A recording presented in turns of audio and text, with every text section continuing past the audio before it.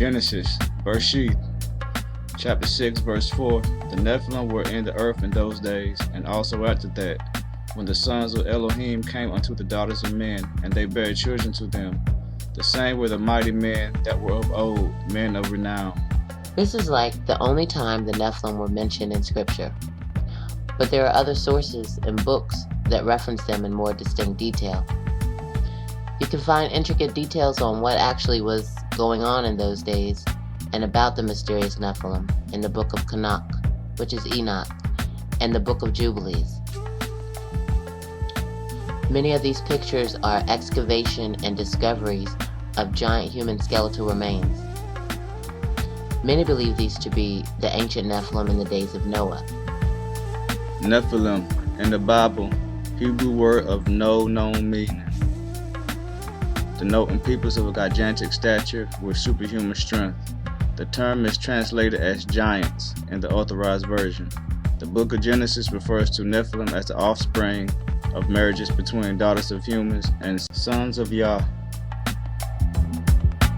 In the book of Enoch, which is Enoch 15, 2-5, Yahuwah spoke with Enoch because he was trying to intercede for the Irim, which are fallen angels.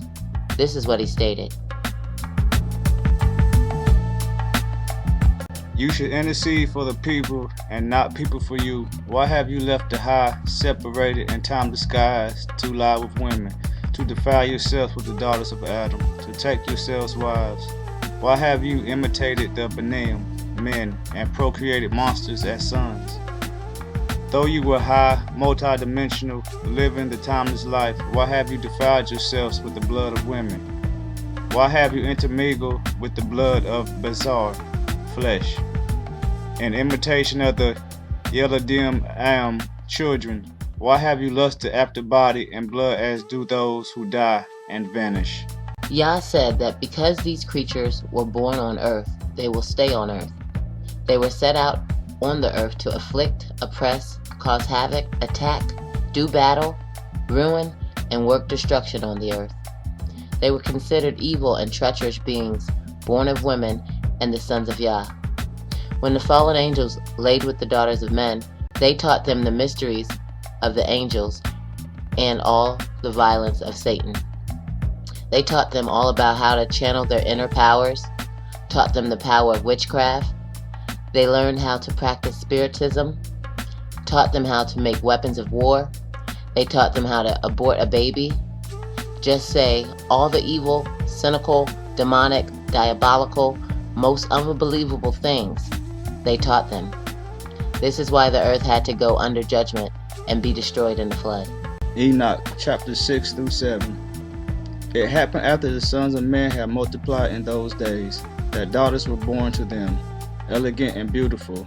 And when the angels, the sons of heaven, beheld them, they became enamored of them, saying to each other, Come, let us select for ourselves wives from the progeny of men, and let us beget children. Then their leader Semyaza said to them, I fear that you may perhaps be indisposed to the performance of this enterprise, and that I alone shall suffer for so grievous a crime. But they answered him and said, We all swear and bind ourselves by mutual execrations that we will not change our intention, but execute our projected undertaking. Then they swore all together, and all bound themselves by mutual execrations. Their whole number was 200 who descended upon Ardis, which is the top of Mount Armin. That mountain therefore was called Armin, because they had sworn upon it, and bound themselves by mutual execrations. Mount Armin, or Mount Hermon, derives its name from the Hebrew word Hermon, a curse. These are the names of their chiefs: Samazai, who was their leader, Uraka Bar Mamil, Arkabil, Tamil, Ramuel, Daniel, Askil, Sarah Canal, Asal, Armors, Batral, Anan, Zavib, Samsaville, Artail, Terrell, Yomael, Arzal. These were the perfects of the 200 angels, and the remainder were all with them, Then they took wives, each choosing for himself, whom they began to approach, and with whom they cohabited, teaching them sorcery, incantations, and the dividing of roots and trees. And the women conceiving brought forth giants, whose stature was each 300 cubits. These devoured all which the labor of men produced, until it became impossible to feed them. When they turned themselves against men in order to devour them, and began to injure birds, beasts, reptiles, and fishes, to eat their flesh one after another, and to drink their blood, their flesh one after another, or one's flesh. R.H. Charles notes that this phrase may refer to the destruction of one class of giants by another. Then the earth reproved the unrighteous. Moreover, Azael taught men to make swords, knives, shields, breastplates, the fabrication of mirrors, and the workmanship of bracelets and ornaments, the use of paint, the beautifying of the eyebrows, the use of stones of every variable and select kind, and all sorts of dyes, so that the world became altered. Impiety increased, fornication multiplied, and they transgressed and corrupted all their ways. Amazarach taught all the sorcerers the divider of roots. Armas taught the solution of sorcery. Barkayal taught the observers of the stars. Akibel taught signs. Tamael taught astronomy, and Asheradel taught the motion of the moon. And men, being destroyed, cried out, and their voice reached to heaven. Book of Jubilees, chapter 4, verse 15. And in the second week of the 10th Jubilee, 449 through 455 a.m., Mahalalel took unto him to wife Dinah, the daughter of Barakael, the daughter of his father's brother, and she bare him a son in the third week in the 6th year, 461 a.m. And he called his name Jared, for in his days the angels of Yahuwah descended on the earth, those who are named the Watchers, that they should instruct the children of men, and that they should do judgment and uprightness on the earth. The Jubilees 5, 1 through 8. And it came to pass, when the children of men began to multiply on the face of the earth, and daughters were born unto them, that the angels of Yah saw them on a certain year of this Jubilee, that they were beautiful to look upon. And they took themselves wives of all whom they chose, and they bare unto them sons, and they were giants. And lawlessness increased on the earth, and all flesh corrupted its way, alike men and cattle, and beasts and birds, and everything that walks on the earth. All of them corrupted their ways and their orders. And they began to devour each other, and lawlessness increased on the earth. And every imagination of the thoughts of men were thus evil continually. And Yah looked upon the earth, and behold, it was corrupt, and all flesh had corrupted its orders, and all that were upon the earth had wrought all manner of evil before his eyes. And he said that he would destroy man and all flesh upon the face of the earth, which he had created. But Noah found grace before the eyes of the Most High, and against the angels whom he had sent upon the earth he was exceedingly wroth, and he gave commandment to root them out of all their dominion. And he bade us to bind them in the depths of the earth, and behold, they are all bound in the midst of them, and are kept separate. And against their sons went forth a command from before his face, that they should be smitten with the sword, and be removed from under heaven. And he said, My spirit shall not always abide on man, for they also are flesh, and their days shall be 120 years. And he sent his sword into their midst, that each should slay his neighbor, and they began to slay each other, till they all fell by the sword, and were destroyed from the earth.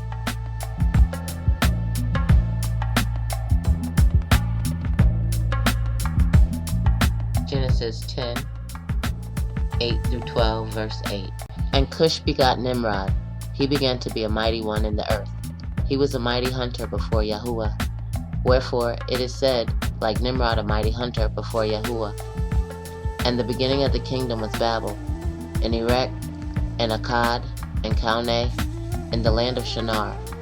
Out of that land he went forth into Assyria, and builded Nineveh, and Rehoboth, and Kala, and Resen. Between Nineveh and Kala, the same as the great city.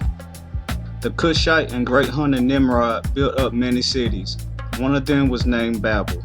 He was at the forefront of the construction of the Tower of Babel and the forefather of all mystery pagan religions. The importance of this time period is that this is the time when different languages were given to people. Let's see what scripture has to say about this time period. Genesis 11, 1 through 4, verse 1. And the whole earth was of one language and of one speech. And it came to pass, as they journeyed east, that they found a plain in the land of Shinar, and they dwelt there. And they said one to another, Come, let us make brick, and burn them thoroughly. And they had brick for stone, and slime had they for mortar. And they said, Come, let us build us a city, and a tower, whose top may reach unto heaven. And let us make us a name, lest we be scattered abroad upon the face of the whole earth. During this time period, everybody in the human race spoke the same tongue and spoke the same dialogue. Humans being so vain and wanting to be godlike decided to build a massive tower that could reach heaven. Basically, they wanted to be praised and or worshipped for their accomplishments no matter where they were, and to be raised as high or higher than the Creator. Alright, now let's see what else scripture has to say about the building of the tower. Genesis 11, 5 through 9, verse 5. And Yahuwah came down to see the city and the tower, which the children of men builded. And Yahuwah said, Behold, they are one people, and they have all one language. And this is what they begin to do. And now nothing will be withholden from them, which they purpose to do. Come, let us go down, and therefore confound their language, that they may not understand one another's speech. So Yahuwah scattered them abroad from thence upon the face of all the earth, and they left off building the city. Therefore was the name of it called Babel, because Yahuwah did there confound the language of all the earth, and from thence did Yahuwah scatter them abroad upon the face of all the earth.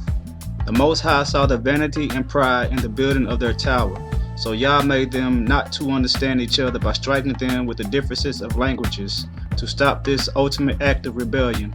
After Yah confused the languages, he spread them all over the earth, most likely according to their specific languages. The only thing to say is to do your own research. Once you see what they are trying to do with the DNA of the Nephilim, you will soon understand the depths of evil we are up against. It says in the scriptures, For we wrestle not against flesh and blood, but against spiritual wickedness and rulers of darkness in high places. This is real. We are in spiritual warfare right now as we speak. You need to find Yah. Do not let the blindness of your heart prevent you from salvation.